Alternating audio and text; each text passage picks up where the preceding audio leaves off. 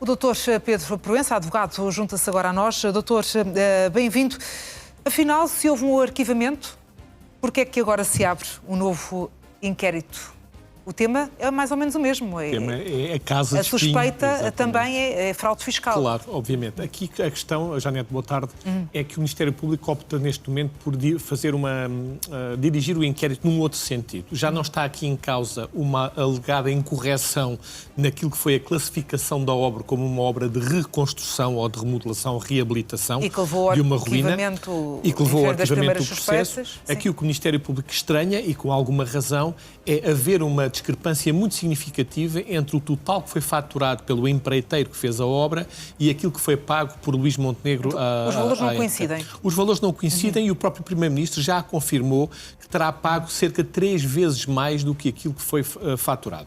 Ora, parece-me aqui evidente que há indícios fortes de fraude fiscal. A posição do Primeiro-Ministro, neste caso, é uma posição diferente daquela que é o empreiteiro, que será o visado nesta investigação, na medida em que pode ter havido aqui uma subfaturação e a ocultação de valores recebidos. O Primeiro-Ministro estará aqui na condição de pagador. E na condição de pagador, o que interessa apurar ao Ministério Público é perceber se, efetivamente, e confirmando-se esta discrepância de valores, se o Primeiro-Ministro, na altura, tinha ou não acordado com este empreiteiro esse esquema, isto é, se o Primeiro-Ministro era conhecedor desse esquema e, em segundo lugar, se houve aqui um conluio, uma intenção específica de facilitar ao empreiteiro este tipo de comportamento. Só assim é que o Primeiro-Ministro poderá ser penalmente implicado neste caso. É claro que eu, colocando um bocadinho na ótica do investigador, penso assim, bem, Janete, se eu fizer uma obra em minha casa que está orçamentada por 200 mil euros e tiver que pagar 600 mil euros, das duas uma, ou há aqui de facto obras a mais, trabalhos a mais, ou há aqui de facto uma posição por parte do empreiteiro que me permite a mim dizer, calma, o senhor está a faturar muito mais daquilo que acordámos. O que é que importa ao Ministério Público perceber aqui? É se efetivamente no decurso deste trabalho o Primeiro-Ministro de alguma forma questionou este empreiteiro relativamente ao facto de estar a cobrar valores muito superiores àqueles que faturou. Seria de facto muito estranho, não que isso tenha relevância imediata em termos penais, sim, mas seria muito estranho que o Primeiro-Ministro tivesse pago 3 vezes mais do que aquilo que foi faturado, sem sequer ter questionado perante o empreiteiro a razão desse procedimento. E como é que se chega a este novo inquérito? Essa discrepância foi detectada no âmbito da investigação do primeiro e conduziu à abertura de um novo? É assim que funciona este círculo? É assim que funciona. A partir do momento em que o Ministério Público tinha uma investigação direcionada, neste caso, para uma incorreção na qualificação da obra como obra de reconstrução e teve acesso a alguma informação que lhe permite depois reabrir uma outra frente do inquérito com base noutros factos, extrai uma certidão e, à partida, tem aqui matéria para iniciar um novo inquérito de crime. E porquê é que tem que se iniciar um novo inquérito? Porquê é que naquele que já está a correr não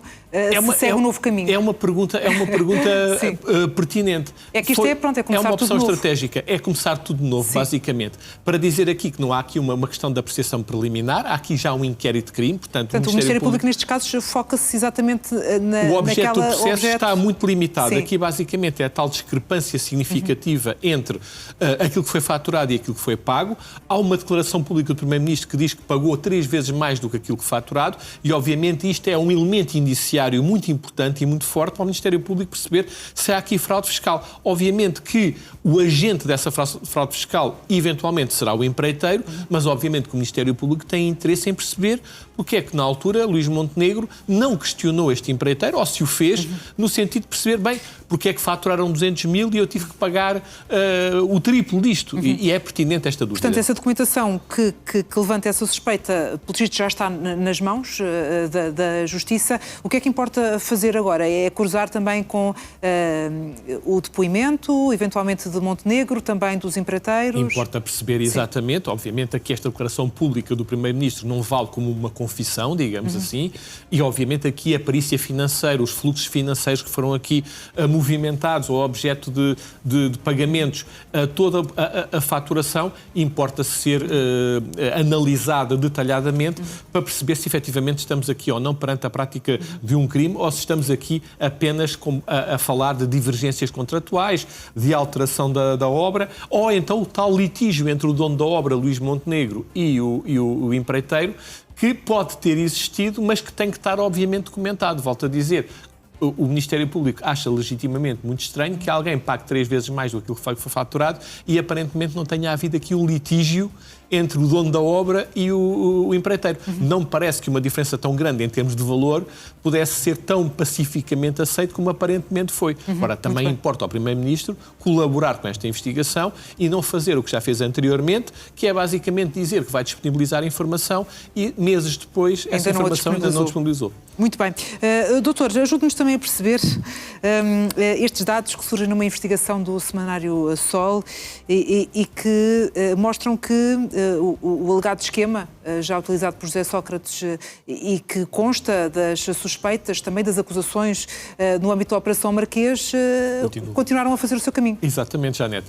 Aqui, basicamente, o que me parece a mim evidente é que houve, no plano imediato, há aquele célebre despacho do juiz Ivo Rosa de 2021, que fez, digamos assim, que retirou deste processo um conjunto significativo de crimes que eram imputados a estes arguidos no âmbito da Operação Marquês, nomeadamente alguns crimes graves envolvendo a questão da própria corrupção e branqueamento de capitais.